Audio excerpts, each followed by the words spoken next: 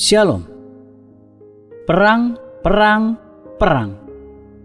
Sengaja saya kasih judul ini, namun ini bukanlah suatu kata atau pernyataan mengajak perang atau provokasi.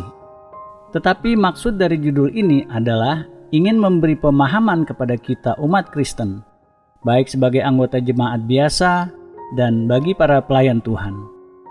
Kita sebagai umat percaya sebenarnya adalah wakil resmi atau utusan dari kerajaan Allah. Atau istilah keren yang sering kita dengar, ambasadornya Allah. Sadarkah kita bahwa sebagai wakil resmi kerajaan Allah, saat ini di alam roh kita sedang berada dalam situasi perang habis-habisan melawan kerajaan musuh yang hebat, yang sangat terorganisir di bawah pimpinan si Satan, yang tujuannya adalah supaya manusia menolak Injil. Efesus 6 ayat 12, karena perjuangan kita bukanlah melawan darah dan daging, tetapi melawan pemerintah-pemerintah, melawan penguasa-penguasa, melawan penghulu-penghulu dunia yang gelap ini, melawan roh-roh jahat di udara. Dan tahukah Anda bahwa medan pertempuran di mana perang ini terjadi adalah berada dalam pikiran kita. Maka untuk dapat memenangkan peperangan yang berat ini, ada dua faktor utama yang harus kita ketahui. Pertama, kita harus menyadari bahwa Tuhan Yesus melalui kematiannya telah mengalahkan maut atau si Satan itu. Dan selanjutnya, kita bertanggung jawab untuk memproklamirkan serta menjalankan kemenangan itu. Kedua, Tuhan telah siapkan perlengkapan senjata Allah untuk kita. Perjuangan ini harus dan pasti akan kita jalani selama kita hidup sebagai orang Kristen. Ini bukanlah sebuah opsi, tetapi sesuatu yang pasti kita harus siap menghadapinya. Dalam Efesus 6 ayat 13 sampai dengan 17, perlengkapan senjata Allah adalah sebagai berikut. Pertama, ikat pinggang kebenaran. Artinya, kita harus hidup dalam kejujuran, ketulusan, keterbukaan, dan keterus-terangan. Jangan hidup dalam sikap yang palsu dan munafik. Perlengkapan kedua, baju sirah keadilan. Baju sirah keadilan sebagai pelindung hati. Artinya, kita sudah dibenarkan melalui penebusan dosa.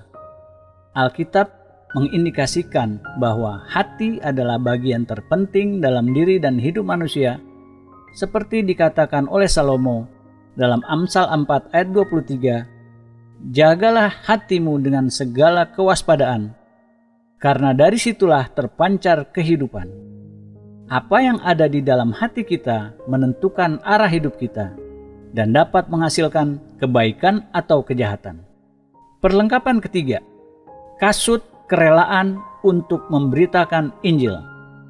Dengan kata lain, sebagai orang Kristen, kita harus rela dan serius untuk belajar tentang firman Allah.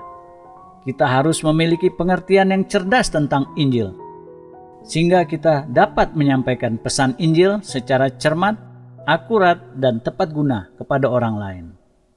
Perlengkapan keempat, perisai iman. Ketika kita menghadapi si Satan, jika kita mulai mengusiknya, bisa dipastikan ia akan menyerang balik. Ia akan menyerang pikiran kita, hati kita, bagian mana saja ia dapat jangkau. Termasuk keluarga kita, orang terdekat kita, keuangan kita, usaha kita, bahkan pelayanan kita akan diserangnya. Oleh sebab itu, kita perlu perisai iman, agar kita dapat tetap percaya dan mengandalkan Tuhan. Perlengkapan kelima adalah ketopong keselamatan. Topi baja ini untuk melindungi kepala, dan kepala mempresentasikan pikiran kita yang harus dilindungi. Karena di pikiran inilah terjadi peperangan. Jika pikiran kita waras, maka waraslah seluruh keberadaan kita. Jika pikiran kita kacau, kacaulah segala keberadaan kita. Jika kepala atau pikiran kita rusak, silahkan pikirkan sendiri akibatnya.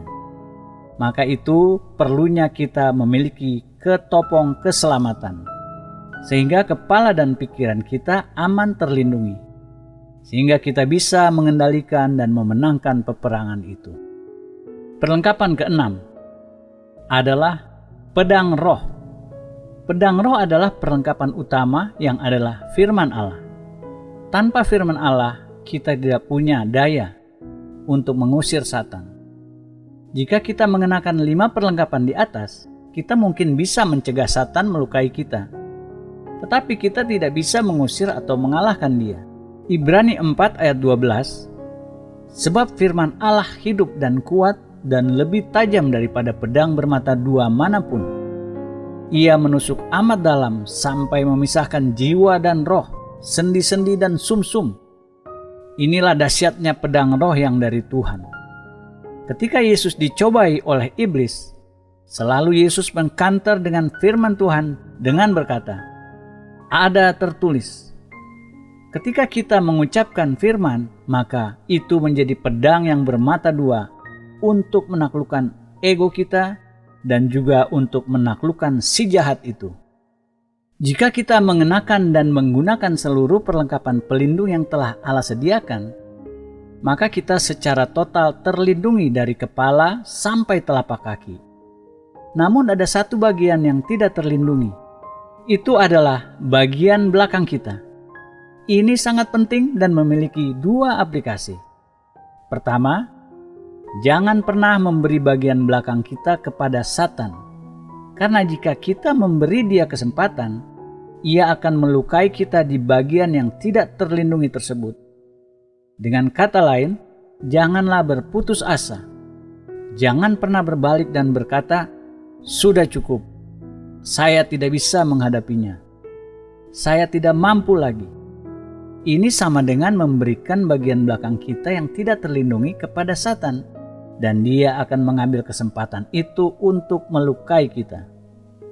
Kedua, kita tidak bisa berjalan sendiri-sendiri sebagai pribadi yang terisolasi, lalu menyerang musuh atau menyerang kerajaan Satan. Kita harus memiliki pasukan tentara Kristus. Berarti kita perlu bekerja sama, saling membutuhkan sebagai sesama pengikut dan prajurit Kristus, dan tahu siapa yang berdiri di sebelah kanan dan kiri kita. Kita harus bisa mempercayai sesama tentara Kristus. Maka ketika kita berada di bawah tekanan, kita tahu siapa yang ada di sisi kita untuk melindungi bagian belakang kita ketika kita tidak bisa melindunginya. Kesimpulannya adalah, mari kita bulatkan pikiran kita untuk berdiri bersama, untuk saling melindungi dan tidak melukai satu sama lain sebagai umat Kristen, sehingga kita dapat memenangkan peperangan rohani di alam roh ini dengan kekuatan dari Tuhan. Amin. Tuhan Yesus memberkati.